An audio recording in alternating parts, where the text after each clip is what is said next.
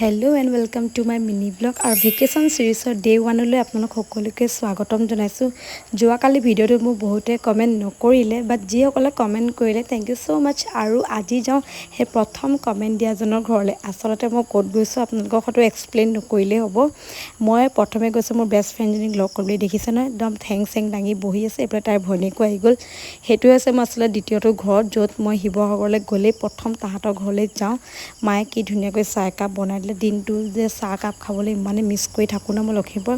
সেই চাহকাপ খোৱাৰ পাছত মই গ'লো তাইৰ ওচৰত পাৰ্টি খাবলৈ। আচলতে আইফোন ল'লে 17 Pro। মই ক'লো তই পাৰ্টিটো আজি দিবই লাগিব। আচলতে তাই কালি যাব নেপাললৈ, সেইবাবে মোবাইল চোবাইল কিনি ছোৱালী টিপ টপিলে মই বনোৱা ভিডিঅ' এটাও চাইছে। মোৰ যে নিজকে ইমান হাঁহি উঠিছে।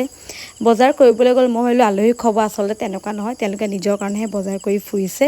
আৰু ইমান যে বস্তু পৰা তাই লৈ গৈছে, মই অকল চাবলৈহে পাইছোঁ। নতুন নতুন বস্তু তাত বহুতখিনি আছিলে।